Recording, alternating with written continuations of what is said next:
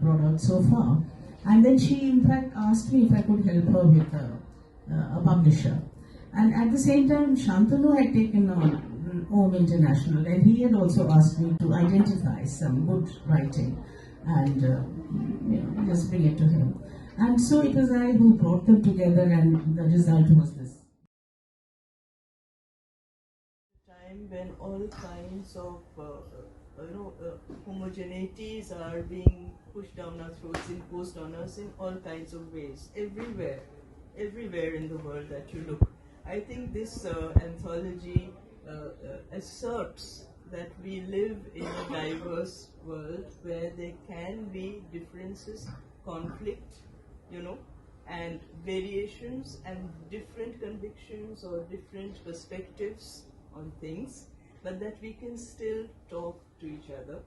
The possibility of dialogue, the possibility of negotiating difference in a positive spirit, recognizing a principle of live and let live, and a will to think beyond our narrow insularities.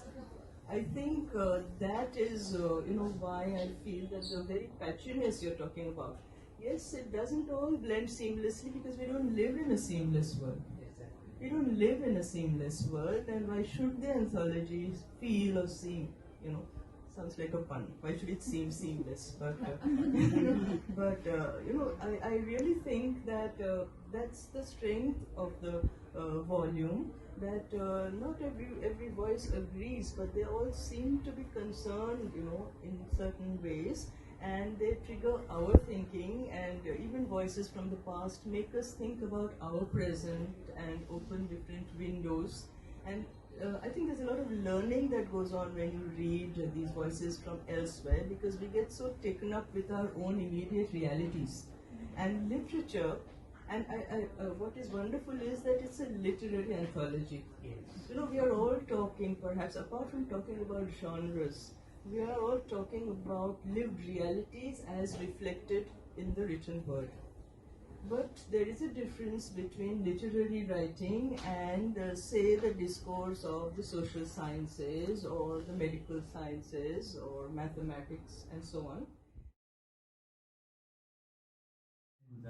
Who is absolutely against having, so he has this wonderful story about R.D. Burman sitting with him and saying, यार ये क्या तुम बना देते हो तिनको के नशेमन तक, अब नशेमन is it कुछ नशे का चीज़ है क्या, and all of that. So he said नहीं, उसको रहने दो, अगर सुनने वाला पढ़ने वाला is interested enough, if the text engages that person enough, if that person will make the effort to find out what Nasheman is, as I did when I first started reading Faiz. गुलों में रंग भरे बादे नौ बहार चले what do you say, the women, Dalit women and so on and so forth. Yeah, the darker side of it. Catabolic Woman by Arundhati is taking that up and actually appending it and saying that we are powerful. And Meenakshi's essay is asking the question, why is it women's writing is held as a separate genre? Because it's not, So if you read all the pieces in the book, you will see there is a coherence. So you could begin with the introduction, then go on to the first, second, third, and if you read it in that way, you will see that it actually all congeals into different themes, contemporary themes, which create conflict. And in the conversations, there's a lot of resolution coming from people like Gautam Ghosh, from Kathleen Birkinshaw, from Avik, from Arunamashi herself. So a whole bunch of resolutions, and including Lesia, I would say, because Lesia, despite everything, is very spirited, She has a lot of guts, and you can see that in the conversation.